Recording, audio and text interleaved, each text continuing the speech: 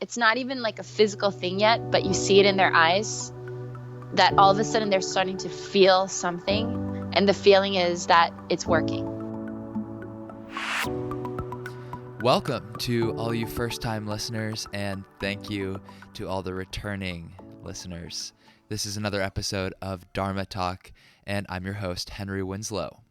This is episode number 23, where I interview my friend Riji Suh. And I couldn't have planned this release any better because in the interview, I really talked to Riji a lot about her global upbringing and how she's the product of being an international youth. And here I am recording this interview right now from the jungle in the Philippines. And it feels like just the right context to be introducing her to all of you. Now, Riji is someone that I've known from pretty early on in my personal yoga practice, yoga journey. She was one of the first teachers that I took class with down at Bikram Yoga, Lower East Side. But more recently, I've gotten to know her a little bit better since we're teaching together at Lighthouse in Brooklyn. Even so, I didn't have half a clue about a lot of the things that Riji shared with me in this conversation, and her story is not only inspiring, but truly heartwarming. So I won't spoil any of the surprises, but I will tell you that Riji shares her special skill that she has had with her whole life, that she really attributes to this dynamic international upbringing, and then why she finally felt at home in New York. She talks about how she introduced playful movement into a Native American community in New Mexico as a 19-year-old, and what that experience taught her before she ever started teaching yoga. And then finally, she explains this dark cloud that loomed over her from her childhood through much of her teaching career, and why she's now finally basking in the sunlight today. So you'll get to hear all about Riji and her childhood and how that experience is integrated into her teaching right after these announcements. Stay tuned, and we'll dive into this interview with Riji Suh. Dharma Talk super fans, I know some of you have been asking about this and waiting for it, so I'm excited to announce that our Dharma Talk shop is now live. And this shop is in partnership with We Are Yoga. Check back to episode number 3 for my interview with the founder, Will Jones. They're doing all kinds of fun stuff, not just with products, but with events and retreats and all that good stuff. So go check out the store. We've got t-shirts, hats. By the time you're listening to this, there may be some leggings up there as well. And you can get 10% off your order with code HenryWay. That's not just on the Dharma Talk stuff. That's on the entire We Are Yoga website. You can get there through henrywins.com/way, W-A-Y, or you can navigate through weareyoga.com. If you're looking to rapidly advance your yoga practice in a short amount of time, or your understanding of the subtler practices of yoga, consider applying to the Labor Day immersion at Lighthouse Yoga School. Jared McCann, Aviad Sasi, and I will be leading this 30-hour, 4-day intensive yoga study to help you advance your asana practice, to be sure. Lots of classes and focused posture clinics. But more importantly, there will be a group sadhana every morning. And it's our goal that you'll be able to walk away with a spiritual practice that supports you for the rest of your life. So get the details on that and sign up at henrywins.com/events. What's your purpose? What's your vision? What mark will you leave on this planet long after you're gone? I'm Henry Winslow, and you're listening to Dharma Talk, the only podcast where I interview inspirational yogis on how they're changing the world in their own unique ways. Whether you're still searching for your purpose or already walking the path, I hope these stories get you excited to live your Dharma. Hello, Dharma Talk community. Welcome back to another episode, and today I'm interviewing my longtime friend, Riji Suh. Although Riji has been a New Yorker since the age of 6, she was born in Seoul, South Korea, and raised in Baghdad, Iraq.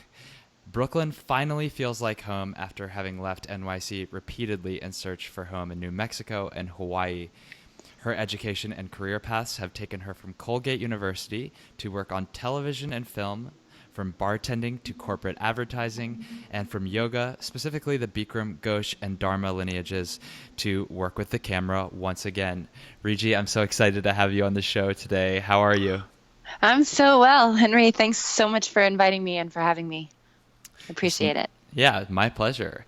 Let's just dive straight into the questions. The first question that I ask every single one of my guests is the same, and that's this question. What does the word Dharma mean to you? And what is your Dharma as you understand it today? Okay, and I have to tell you the truth. When you told me that you may ask me that question, I definitely sat through all of my teachers and their voices and my own search and path for Dharma and what it should mean and what it means. And then I came across a definition that I had seen a long time ago where in Hinduism, Dharma is referred to as a principle in the cosmic order. And to be honest, Henry, I solely used to think that Dharma was your soul's purpose. It's the work and the duty that every human being is supposed to fulfill on this earth to make it a better place, to, I don't know, fulfill the soul's destiny, be a better human being, etc. But I really feel like the whole point of living in life or coming back to life is to be happy. Mm-hmm. So to me, Dharma is doing what your soul is meant to do to be happy in this lifetime as this being on this earth. To be happy. Yeah, I mean, that is life's work for sure, to be happy and to be constantly checking in to make sure that what was once making you happy, is that still making you happy? If not, what can I do to change? Right. And what would you say, what are you doing right now, Riji, to be happy and to further that path, that Dharma as you defined it? Well, it's really crazy that you asked me to speak to you at this time because something has been fulfilled just literally in the last week. And then just 2 days ago, it was concrete. For 20 years, my dream, or later on when I found out about yoga, I was like, oh, this is my Dharma for now, was to figure out a way to get my green card here in America and then help it make possible to get my family's permanent residency status. And my parents were granted their green cards or their permanent residency status formally at the interview last week. And Amazing. I was their petitioner. Yeah. Oh, that's so great. And then 2 days ago, I just booked my parents their 2 tickets to go to Seoul, South Korea to see their family for the first time in over 25 years. Wow. My father hasn't seen, his parents passed away while we've been in this country, but my mother has our one grandmother on my mom's side is alive, and she's well in her 90s. So she's going to see her mom, finally. And that to me has been a big, I feel like you can have many dharmas in your life. And I love that you said the whole thing about checking in, like, is this still making me happy? And if not, how can I change that? Because that makes it really a lot more fluid. And I think that's that's one of the biggest things I'm learning and as a teacher and as a student in yoga, how to be more fluid, how to surrender, how to know when to like put action behind something and how to know when to sit still. And that big Dharma is fulfilled. So I'm literally sitting in this place of like, what now? Well, I think the first step is to kind of bask in that and enjoy it, because it's very tempting to move on to the next thing, right? We're always like, especially as, New Yorkers, very productive, going after it, being ambitious. But that's a huge moment to take in. Yeah. It's pretty huge. Are you going with her to Korea? No, my mom and dad are going to go together, and My brother and his wife's father, obviously, my brother's father-in-law, was the joint sponsor on this. So it's like a whole full circle thing. And my best friend from back in the day, like Queens, growing up, like she used to pick me up every morning at 7:30 to get to the train to go to high school. I've known her since 13 years old, and Gabby has seen me through everything, all the evolutions, me before yoga, during yoga, and all this stuff. And she's going to pick up the whole family and take us to the airport. So it's going to be really awesome. Full on send off. That's so cool. Yeah. Like Yeah. full circle back to the childhood. Yeah. You just mentioned that, this person who's accompanying you through this kind of celebratory moment has known you since your childhood, long before you got into the yoga. And I also spoke a little bit in your intro about how you've lived in so many different places. I'm very curious to hear about how, with your international, multi-contextual upbringing, how the yoga found its way in there, and then what you did to sort of fold it into this existence in different places. Whoa. That's a loaded question. It's loaded. Wow, it's loaded. I love it, Henry. This is great. I was born in Seoul, South Korea, with my brother, and we were there for about 2 years. And I have a really crazy memory. I don't know how it works like this, but I just do. I remember. Maybe it's because, and I think about this too, Henry. I feel like when your soul. And there's people listening out there who are like, whatever, dude, I don't believe in the whole soul choosing to be in this life and their family and all this stuff. But I'm only speaking from my own experience. And I can say that there is a reason that my memory is so strong. I have a very strong visual memory and memory of people and their names and their faces, places. And I really feel a big reason for that is because I knew that I was going to be journeying a lot, and I wasn't going to be in a home base for quite a while in my life. And so having a constant uprooting makes you have a very strong memory of the temporary rooting that you had, right? And so with Korea, I had these like really vivid memories of my father's from a tiny island that's below the peninsula, which now is connected to the country by a land bridge. But the name is Wando, and it's this little provincial island, and there's lots of rice, a lot of rice and a lot of seaweed come from there. And my dad's a total island boy. One of 9, and I remembered his mother's funeral when I was like 2 years old, and I remembered, like, because it's a very shamanic culture. South Korea has a very deep shamanic culture, with even medicine too, like so much herbal medicine, so much treatment of the body and the mind and the heart. There's just so many deep ties to shamanism, but that also is shamanism to me has a lot to do with nature. It's not just like what, it's easy for the mind to go into like, ooh, like spooky, witchy kind of stuff, but just so much nature. And I just remembered seeing the water and singing and dancing and like food spread out to feast to celebrate this person's memory. And everyone's wearing white and yellow, and it's more about celebration than about the other side of it. And then we went to Iraq. We were in Baghdad, and we lived there for 3 years. My father was a general manager of a large international construction company. He's been all over the world. He's had offices in Yemen and Saudi Arabia and in Egypt, and traveled everywhere. And my mother was a professor in South Korea, and they wanted to come to Iraq. And when we were in Iraq, my mom said, I don't want to raise my kids in the Korean community. I want them to be in the city. I want them to experience the Baghdad people and the food and the culture since we're here. So it was during the Iran-Iraq Contra wars, and we had a lot of bomb drills. And my brother and I went to international school. I went to a French school for a short while. There was this big British community, a British club was what it's called, in Baghdad. And my mom fought her way in. We were the only non-British, non-white people. And she made friends with this amazing lady. We called her Auntie Anne. She used to knit us sweaters. I think her son was my first crush ever. And she basically told the British club, had people that if you don't let this family in, I'm pulling out my membership and the membership of all my friends.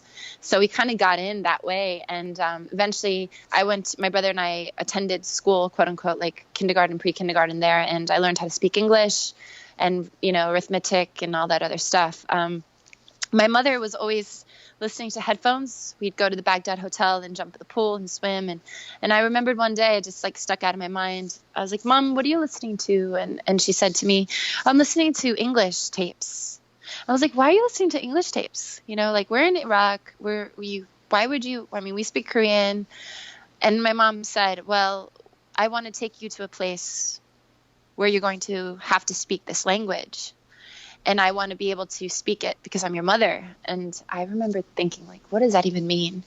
And fast forward, we came to America, and it's really my mom. My dad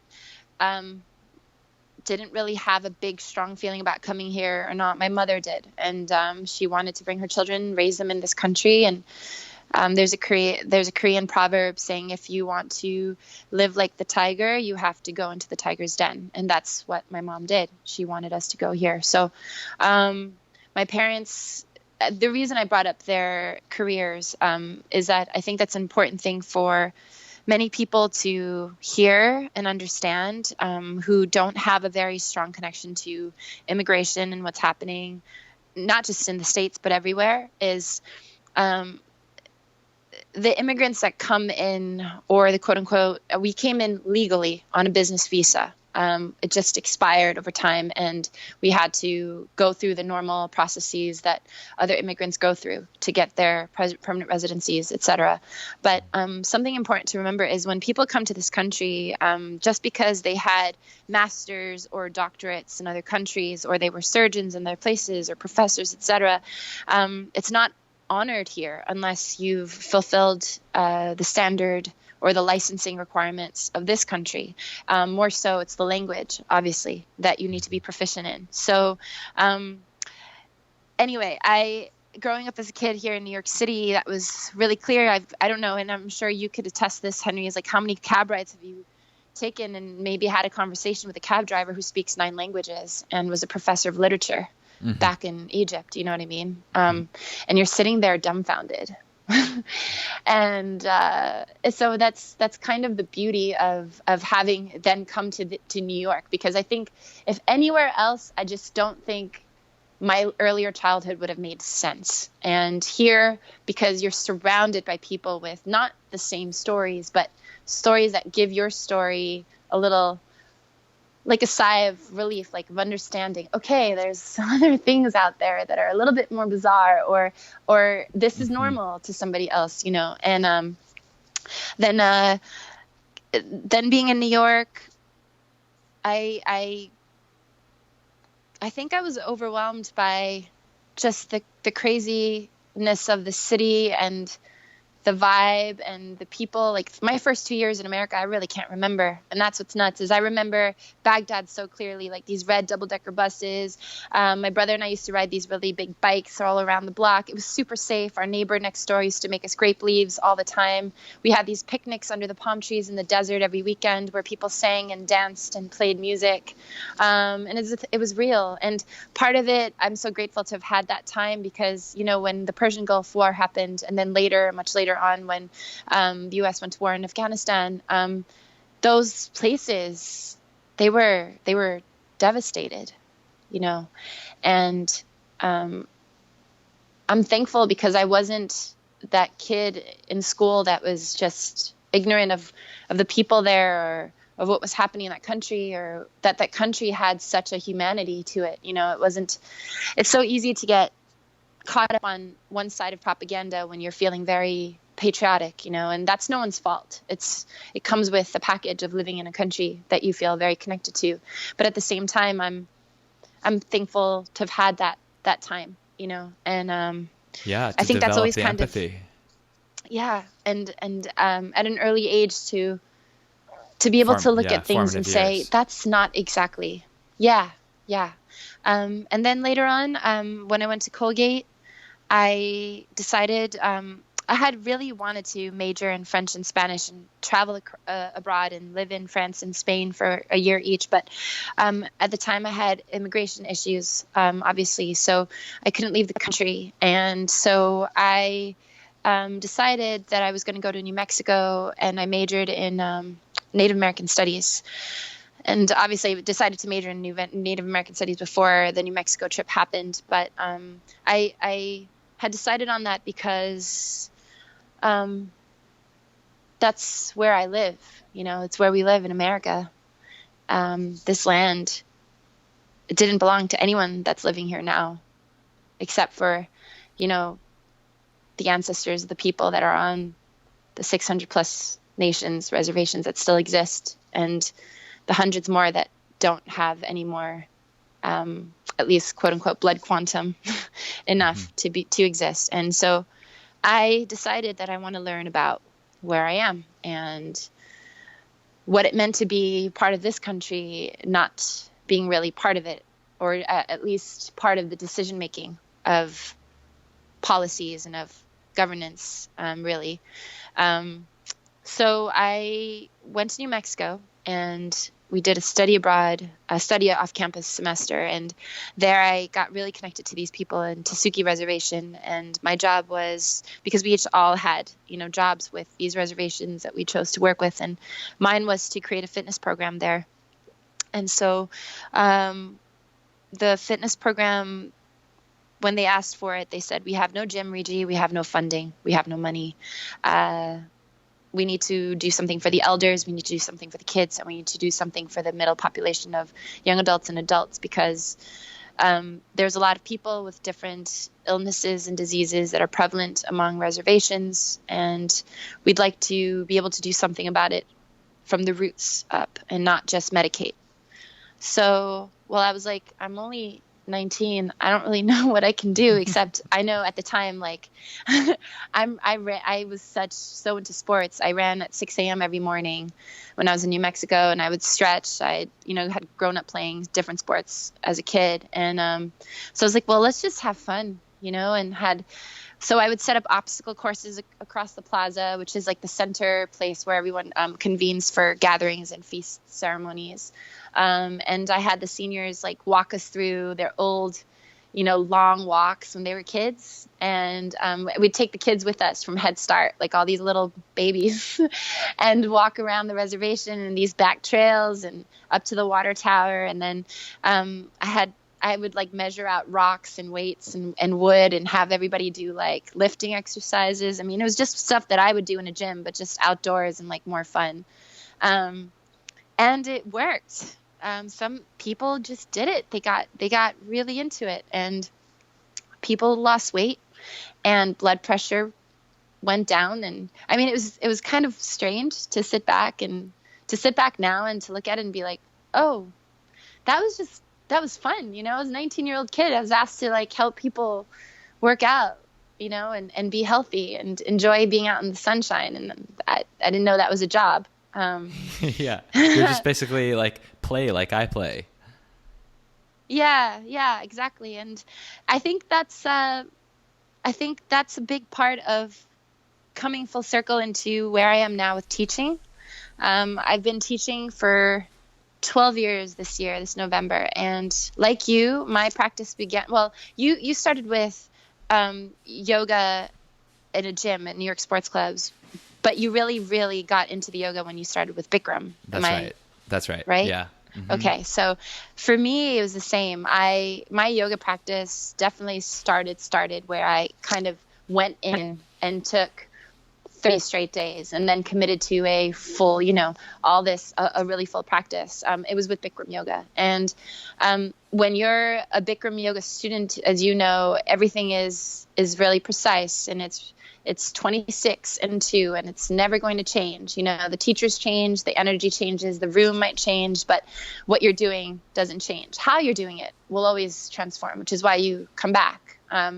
But now, 12 years in, after having like gone away from Bikram for a while and always keeping a foot in the door with Bikram yoga, teaching wise and practicing just enough so that I could remember that it's not easy for my students when I teach them. I think that's really important as a Bikram yoga teacher. Yeah. It's really easy. No, it's true, right? Like Bikram yoga teachers, we can go off and we could take vinyasa and we could do ashtanga. We can get committed into other styles of practice. But if you're still teaching a 90, 26 and 2, or even now a 60, 26, 26 and 2, like you still have to show up in that room at least once a week, I feel like, on your mat, just to remember, hey, Yeah, man. you got to be familiar with that practice, what it feels like to be in it. Yeah. Yeah. Yeah, absolutely. Yeah. So it's coming back and coming now into yoga, where I teach vinyasa, I teach privately, I teach corporate groups, I travel different places and teach seminars, workshops, everything.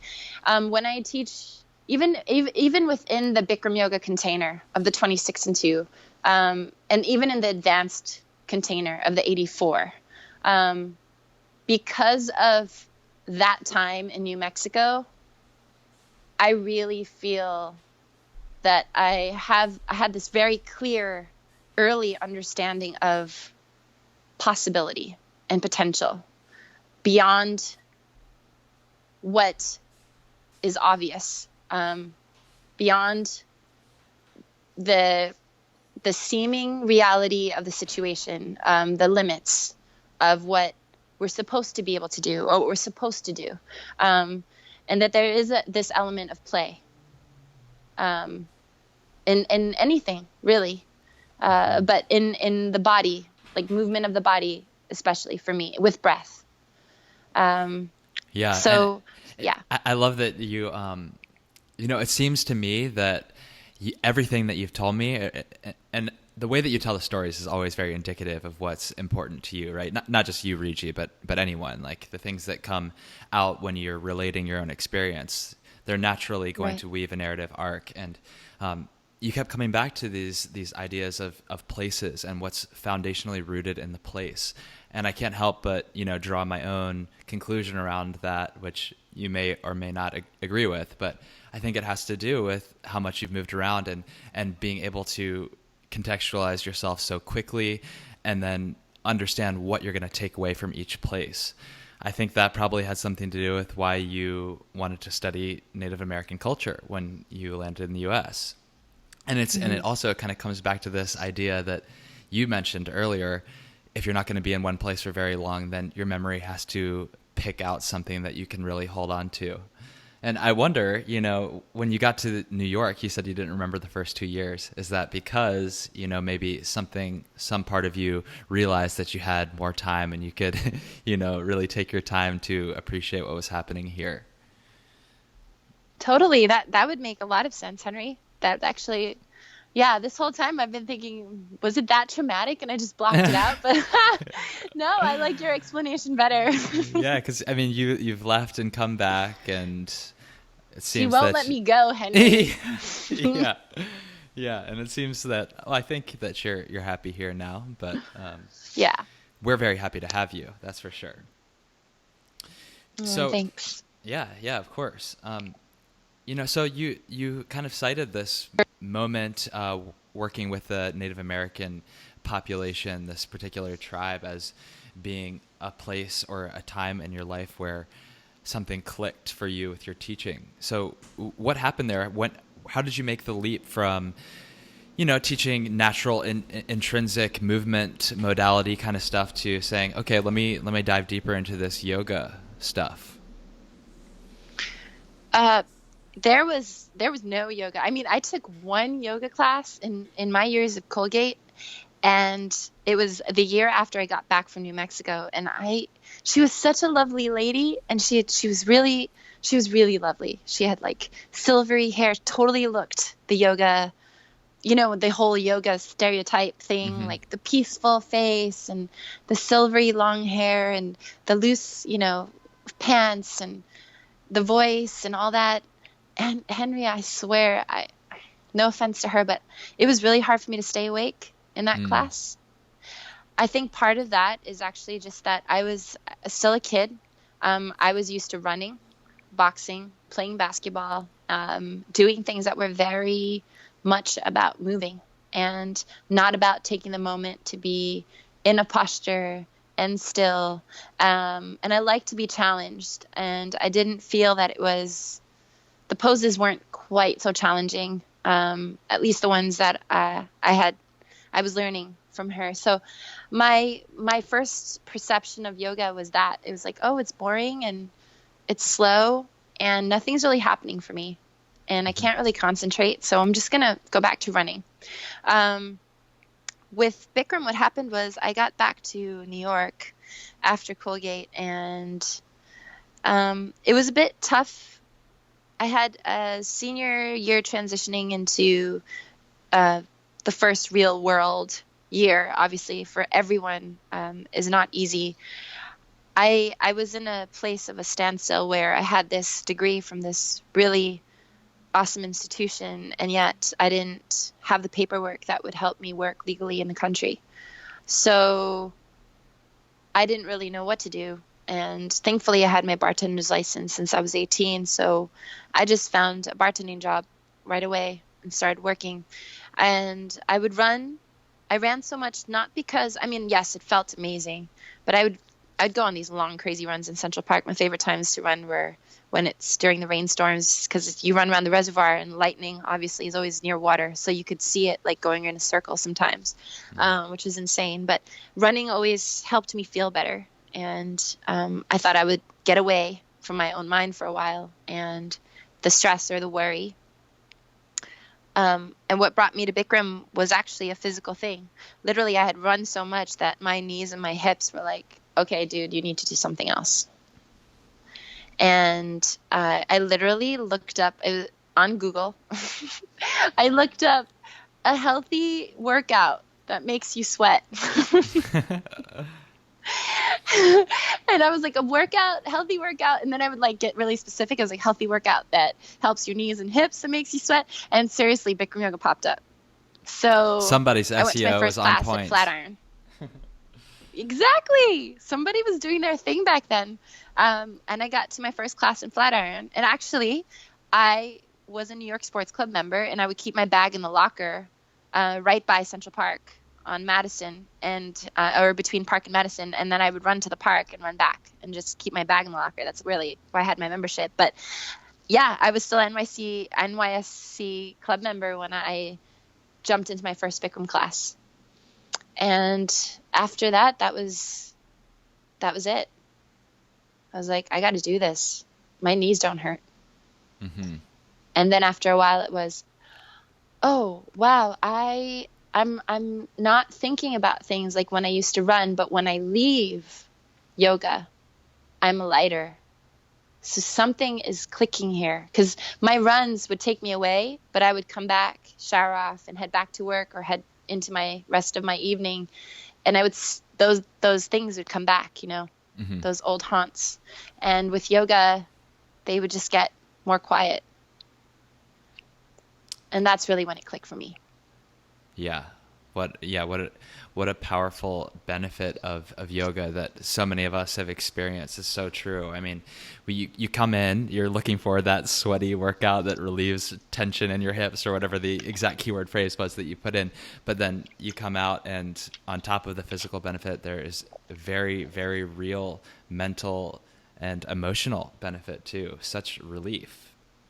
And I think that is especially true of the Bikram practice, particularly for beginner yoga students, because it forces you, to really be there. You're just struggling to stay with it and manage to breathe through those 90 minutes. And as much as now, and where I am now and where you are now, we're very curious about trying different styles of yoga, different lineages, and learning from different teachers. But at the beginning, I was the exact same as you. I took a class that wasn't physically rigorous enough, and I was like, oh, this is boring, Mm-hmm. So I can totally relate to that. And yeah, so much of that story rings true with me.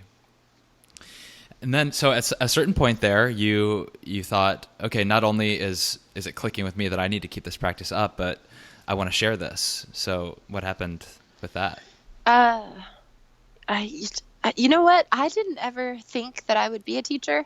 Like, I was told that I would be by different teachers. And it was so weird. Henry, literally, I had a few teachers who I really admired at the time. And for 2 years, they were like, Riji, you're going to training. I'm like, you guys, I don't know what you're talking about. Like, I didn't know what I was going to do with my life, because, to be honest, so much of it hinged upon like getting legalization and getting papers to work, that I was like, well, I'm going to bartend. I could do that right now. And I will creatively, like, and I had all these other opportunities that I was blessed to work with amazing producers and different film, television opportunities that came my way, literally because people I worked with referred me to another person. And it was never with, an agency or anything. And I was always honest with people about my situation. And they were always like, we still want you. So here's a check. We're making it happen.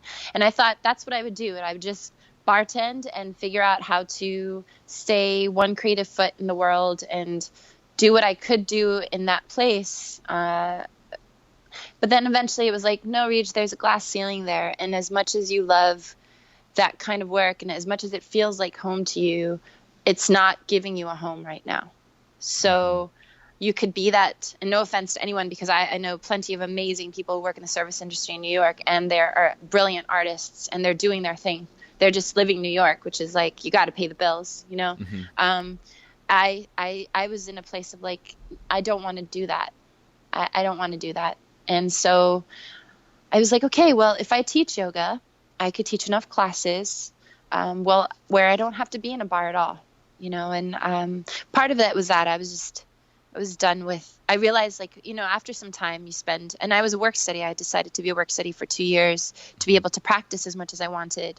And that was such an amazing experience for me because I got to know the studios inside out. I got to know the teachers very, very well. Some of them to this day are still my dearest friends and mentors. And it's also an experience that gives you an insider's eye on, what it really takes, to be a teacher. You see them when they show up, before they have to get changed to do the sign in and let their day go to be there for the next 2 hours for these students. You see how they leave, and so it was kind of amazing to watch. And I thought, this is a lot more healthy than standing behind a bar for 12 hours. And I was always a bartender that told people to go home anyway, because I was like, you've got 2 kids, dude. It's 3 a.m. Yeah. You need to go home, And it was just, I was not effective as a bartender. I'd kick people out all the time. I'd tell them they need to go home. It's too late. I'd tell people that they had too much to drink. You were too concerned with their best interests. That I was like, I need to get on the other side of this already. So yeah. And the whole fitness program in Tasuki and working with people, watching, what it was? It was the watching of people. And I was only there. We only did the fitness program in Tasuki for like 4 months. But to see what happened in 4 months was insane. I worked with them 3 times a week over the whole 4 months. There were people who lost like 12 pounds, 18 pounds. There was senior citizens who could do push-ups. I mean, people who had their heart rate checked and their blood pressure checked, and things were like just getting better and better. And then when I left, everybody was staying in touch with me about how they were training and still going. And that's the thing, is like, they kept it up. And when I see that, I see the excitement in people's eyes. I see how people who were really reluctant to show up in the beginning for my long walks with them then decided to tag along one day and then just started to show up really quietly. I think that's really what it was, is like seeing that magical turn happen for somebody inside out, where it's not even like a physical thing yet, but you see it in their eyes that all of a sudden they're starting to feel something, and the feeling is that it's working. Yeah, and I can do it. It's a change in mindset that paves the way for everything else. In a way, it's such a rush. Yeah. Yeah, it's also a little bit kind of like, give a man a fish versus teach a man to fish. Like, you've really empowered them because now they have not only the tools, but the motivation to continue the work on themselves. Right. So cool. Right. Yeah. So Riji, after you started teaching, I know it's like, many of the people who listen to this show are also yoga teachers. So, we can relate to the whole journey of that. But what was a challenge that you came across? And then what did you do to kind of power through that and stay grounded in yourself and excited about teaching? Wow. A challenge that I came across. Oh, okay. Ooh. Okay, so say the question one more time. What was the challenge that I came across in teaching? How Yeah, did I and overcome it it? doesn't necessarily need to be a challenge in your teaching, but just after you became a teacher, because I know that you were continuing to do all these other things. You know, you were Yeah. doing the creative side hustles and the modeling and all of that, and maybe the challenge was finding a place for all those different pieces of your life. I don't know, but the question was, what was this a challenge that sticks out in your memory, and what did you do to power through it and stay excited and motivated in what you were doing? Well, first off, when I decided to go to teacher training back in 2006, uh, I decided to fold everything that I had done creatively. So Okay. I stopped all my film acting work. I just stopped going to, everything that was involved about acting and film. And I just decided to completely close that story for that time. Um, and I left, and I decided to completely focus on teaching yoga. And I had to, and I did that to be really sane about it, because it was rather heartbreaking at the time. So in order for me to be able to keep going, I mean, I'm a double Scorpio. I can get really like emotional and really like wavy with the water. And any of my close friends, some of them have been interviewed here, could attest to that. But I just said, Reg, this is what you're going to do now. And you can say thank you to all your teachers and this journey. And if it comes to you again, fantastic. And if it doesn't, thank you. And so I just started teaching, and it was great. It was really great to be able to dive in, to focus into something 100%. So I don't regret that decision at all. During my teaching time, I'd say the biggest, oh my gosh, I mean, it was before teaching too, but my biggest personal challenge has always been, up until a few years ago, just dealing with how to overcome this whole immigration story in my life. And because it wasn't until about 2014 or 13 that I got my papers. So it had been a while. And so it's so weird to say this, Henry, because you're like, you can't really say that it's the problem because you can't really see it, right? You wake up in the morning, you get changed, you pack your bags, and you're like, this is my day. I'm going to go in and teach these classes, these clients. I go in and practice with this teacher at this time, or I do my home practice at this time. Then I come home and I eat food and I go to sleep. And you wake up the next day. So it's like, what's the problem? You have a roof over your head, you got food, and then there's people that love you, and you have these dear friends, and you can still do some things like travel within the States. Your parents, they're healthy, your brother is healthy, like nothing's wrong. But there's this thing. And the thing is that it's you, even if you wanted to do something different the next day, like apply for a different job or decide you wanted to go to France, you can't. Mm-hmm. So it's so weird. It's like there's no real problem, but it's a big problem.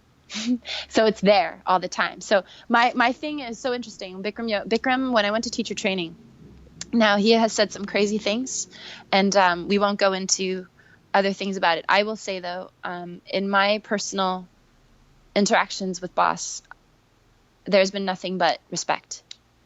And in his half moon dialogue feedback for me, which is what he used to do back in the day. I don't know what he does now, but he would have everybody have their half moon dialogue ready. So we'd have to stand up in front of everybody on the first day and say half moon in front of boss and all the teachers and all of these new people who you don't know. And then he tells you like what he thinks about it, what you should work on, or it's sometimes outrightly rude. And I went up and did mine 12 years ago. And when I was done, he said to me, beginning was hazy. First, lots of clouds. Then the sun came out. I understand. He said, always start with the sun out. And I was like, what in the world does that freaking mean? I'm like, did I stutter in the beginning? So, and it wasn't until I got my citizenship last year that it really clicked. I heard his voice in my head. And it was like, boss, I get it. Because all those rooms I ever walked in to teach, all those students I ever saw, yes, I mean, I can say that I was present. Yes, I can say I did my best to show up for my students every day as a teacher and give them the space that they needed and hold the space for them to work with what they did and be as positive with my energy as possible. And not to come in with my own shit. Or sorry, I'm not sure if we can curse on your show. No, you can curse. We've got the explicit rating. It's all good. Okay. But although I was really conscious of that, and I had seen some of the best teachers do it and learn from them and try to emulate them. Like I said, it's the one thing that is not a problem, but it's there, and it's like your companion, right, through this time. So it's a shadow, right? And it wasn't until I got my citizenship that something lifted. And to be honest, Henry, it wasn't really until I sat there with my parents and got their permanent residency granted. The next morning I had to teach in Long Beach. It's a Tuesday morning. It's my longest teaching day. And on the way there, I was like, okay, Reed, it's a long day. Make sure you hydrate and get yourself mentally ready for classes, clients, etc. And all of a sudden I'm sitting there watching myself and I'm like, wait a minute, what's this feeling? And just this feeling of space and lightness. And I was like, wait, all I have to do is go in there and teach now? I just have to show up and teach. So easy. That's all I have to do. So easy now. Yeah.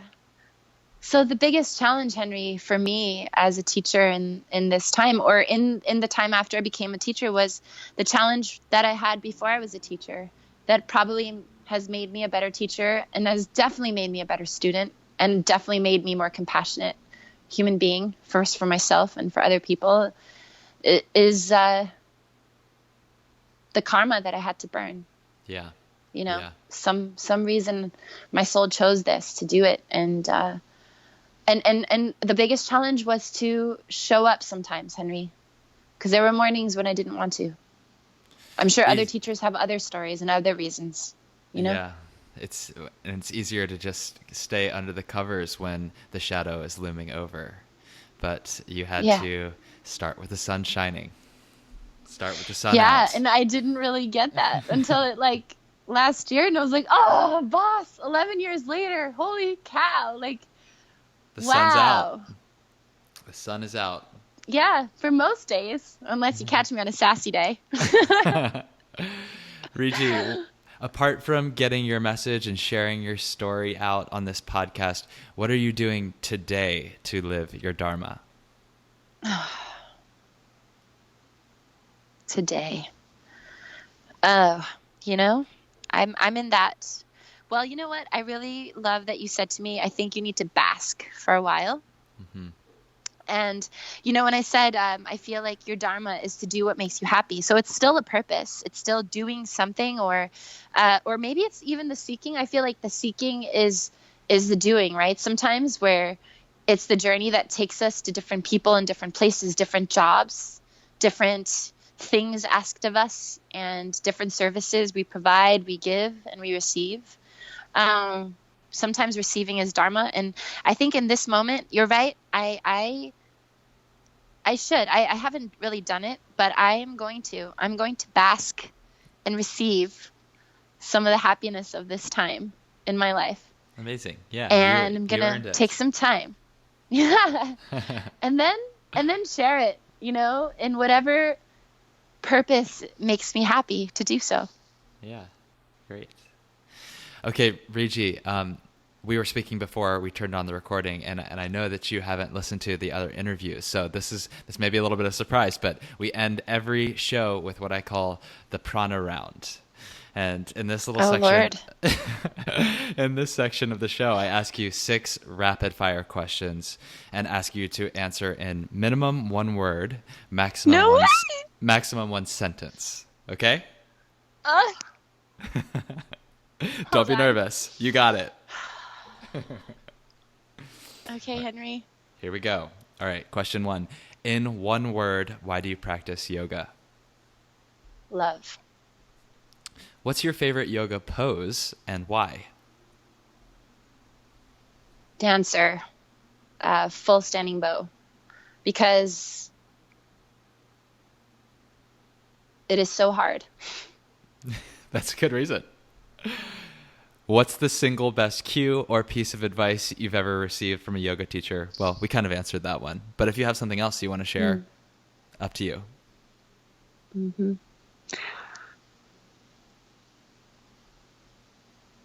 Breathe. That's a popular response to this question. I've gotten that one before, and it's a very good one too. Okay, recommend one book, modern or ancient, for our audience. Oh, wow. One book, modern or ancient.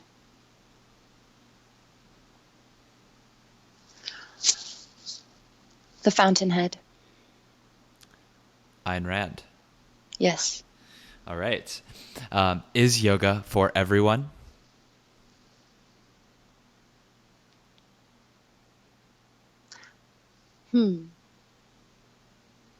All yoga is for everyone.